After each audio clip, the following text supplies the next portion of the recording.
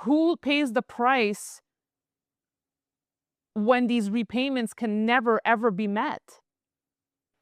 Well, that's exactly why we're filing with the SEC and the FBI and the DOJ. Part of this, as I'm calling it controlled demolition, with the idea that I'm hopeful that controlled demolition can actually occur versus the opposite, which is just straight up demolition.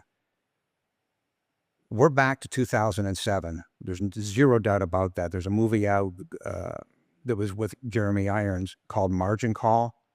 And that is exactly what is playing out here, except this is much worse. This touches not just the mortgages or the mortgage-backed securities, and we can get into that in a second with regard to Fannie Mae and Freddie Mac, but you must realize that the outstanding value of the bonds that they are holding basically are worth 40 cents on the dollar less than face because of this school district bond fraud. But in reality, we're now looking at bonds with a spider web that is much greater than what happened in 2007. So part of the answer to your question, interestingly enough, in the state of Texas, 165 billion comes in to the school districts through the general fund via the federal government. So think this one through for a minute. We have real estate taxes, of which the bonds are raised to the tune of 83% of all bonds between the municipalities and the school districts. Let's call it 83% there. Oh, but that's not enough. Now we have to hold our hand out, we the school districts, for another 165 billion from the federal government. So the school districts have got money coming direct from mom and pop at their local school district level and via the general funds for the state of Texas via the federal government through income taxes. It literally is a scam of biblical proportions.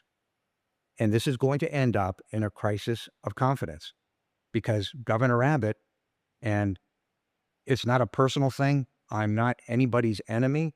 I'm actually here to help. But Governor Abbott, there's one simple question that everybody needs to understand and know. Exactly how is the state of Texas going to cover off the outstanding fraudulent school district bonds?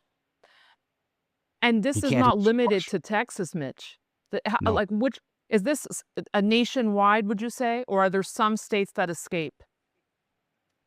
There are no states that escape this in one form or another. There are what I would call less criminals and bigger criminals. There's no doubt about that. There are some school districts that have behaved themselves. The vast majority have not, because it turns out that these chief appraisers in these school districts and these school superintendents, in addition to committing accounting fraud and bond fraud, they actually go to seminars to see what the other is doing. They're literally teaching each other to be criminals. So when you understand the connection, it's really bad.